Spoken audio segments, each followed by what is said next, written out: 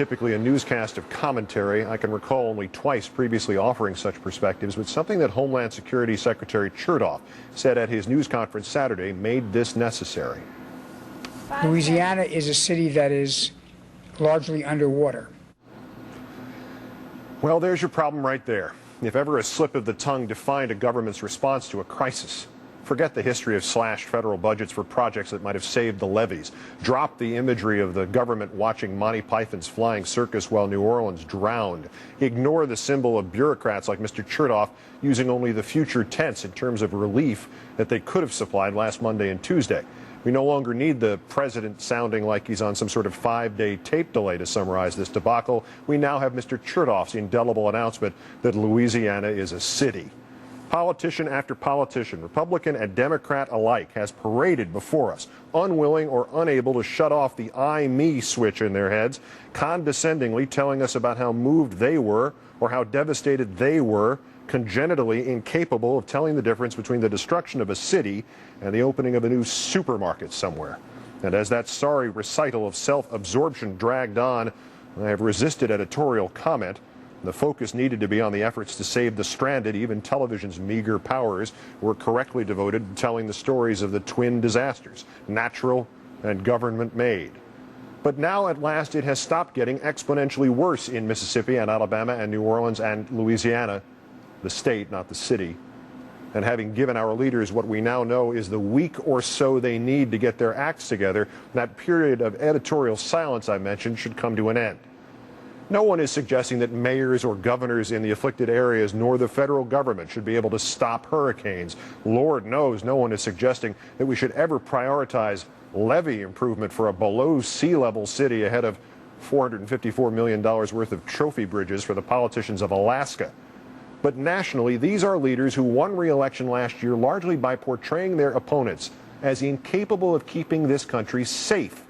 These are leaders who regularly pressure the news media in this country to report the reopening of a school or a power station in Iraq, and which regularly defies its citizens not to stand up and cheer when something like that is accomplished. Yet they couldn't even keep one school or power station from being devastated by infrastructure collapse in New Orleans, even though the government had heard all the chatter from the scientists and city planners and hurricane centers and some group whose purposes the government couldn't quite discern, a group called the U.S. Army Corps of Engineers. Most chillingly of all, this is the law and order and terror government. It promised protection, or at least amelioration, against all threats, conventional, radiological, or biological. It has just proved that it cannot save its citizens from a biological weapon called standing water. Mr. Bush has now twice insisted that, quote, we are not satisfied, unquote, with the response to the manifold tragedies along the Gulf Coast. I wonder which we he thinks he's speaking for on this point. Perhaps it's the administration, although we still don't know where some of them are. Anybody seen the vice president lately? The man whose message this time last year was, I'll protect you, the other guy might let you die. I don't know which we Mr. Bush meant. For many of this country's citizens, the mantra has been, as we were taught in social studies, it should always be, whether or not I voted for this president, he is still my president. I suspect anybody who had to give him that benefit of the doubt stopped doing so last week. I suspect also a lot of his supporters looking ahead to 2008 are wondering how they can distance themselves from the two words which will define his government, our government, New Orleans. For him, it is a shame in all senses of the word. A few changes of pronouns in there, and he might not have looked so much like a 21st century Marie Antoinette. All that was needed was just a quick, I'm not satisfied with my government's response.